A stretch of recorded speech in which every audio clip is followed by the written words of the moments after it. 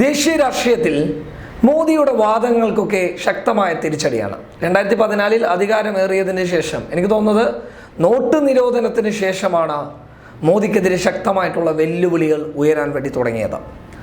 അവിടുന്ന് തുടങ്ങിയ ഒരു പതനം ഇന്നോളം അവസാനിക്കാതെ മുന്നോട്ട് പോയിക്കൊണ്ടേയിരിക്കുന്നു.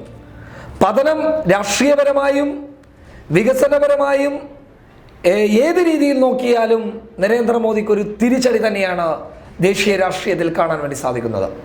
ഈ തിരിച്ചടിയുടെ കാരണമെന്ത്? അപ്പോൾ BJP-യിൽ അദ്വാനി വിഭാഗക്കാർ പറയുന്നത് ഗുരുവിൻ്റെ ശാപം എന്നാണ്. അതായത് ഗുരുവിനെ നിന്ദിച്ചുകൊണ്ട് അധികാര കസേര മോഹിച്ച് ആ കസേരയിൽ കയറിയിരുന്നിട്ട് ഗുരുവിനെ വീണ്ടും ശിക്ഷിക്കുകയാണ്. അതായത് ഗുരുവിൻ്റെ അധികാര കസേര പിടിച്ചു പറ്റുകയും ആ കസേരയിൽ ഇരുന്നു കൊണ്ട് തന്നെ ഗുരുവിൻ്റെ തലമണ്ടക്കിട്ട് ഇടയ്ക്കിടയ്ക്ക് കൊടുത്തുകൊണ്ടേയിരിക്കുന്നു എന്നുള്ളതാണ് പലരും BJP-ക്കകത്ത് നിന്ന് തന്നെ പറയുന്നത്. അതിൻ്റെ ഉദാഹരണങ്ങളൊക്കെ നമ്മൾ കണ്ടതാണ്.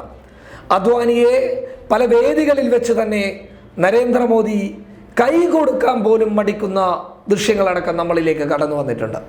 അപ്പോൾ BJP പ്രവർത്തകർ പറയുന്നത് അദ്വാനിയുടെ ശാപമാണ് നരേന്ദ്രമോദിയെ വേട്ടയാടുന്നത് എന്നാണ്.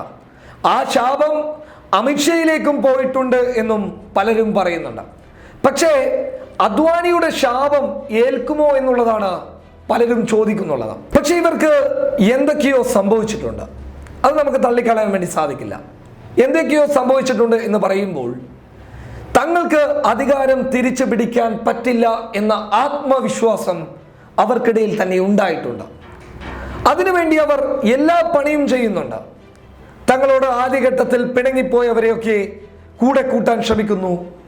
എല്ലാ വാദങ്ങളും പൊളിഞ്ഞ ഒരവസ്ഥയിൽ അവർ നിൽക്കുമ്പോൾ പോലും അവരെന്ത് ചെയ്യുന്നില്ല, വന്ന വഴിയിലേക്ക് തിരിച്ചു പോകുന്നില്ല എന്നുള്ളതാണ്. അതായത് ഗുരുവിലേക്ക് ഒരു മടക്കയാത്ര നടത്തുന്നില്ല എന്നുള്ളതാണ്.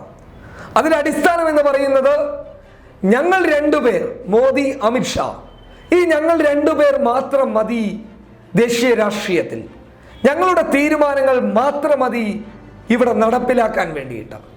ആ തീരുമാനങ്ങളുടെ കരുതൽ അത് തന്നെയായിരുന്നു മോദിക്കും അമിത്ഷയ്ക്കും തിരിച്ചടി നൽകിയത്.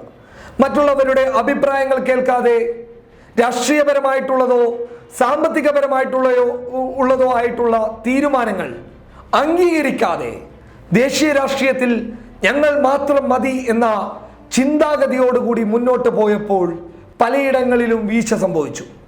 ആ വീഴ്ചയെ പ്രതിരോധിക്കാൻ വേണ്ടിയിട്ട് വീണ്ടും പല രീതിയിലുള്ള പ്രഖ്യാപനങ്ങൾ നടത്തിയപ്പോൾ അതിലും വീഴ്ച സംഭവിച്ചു.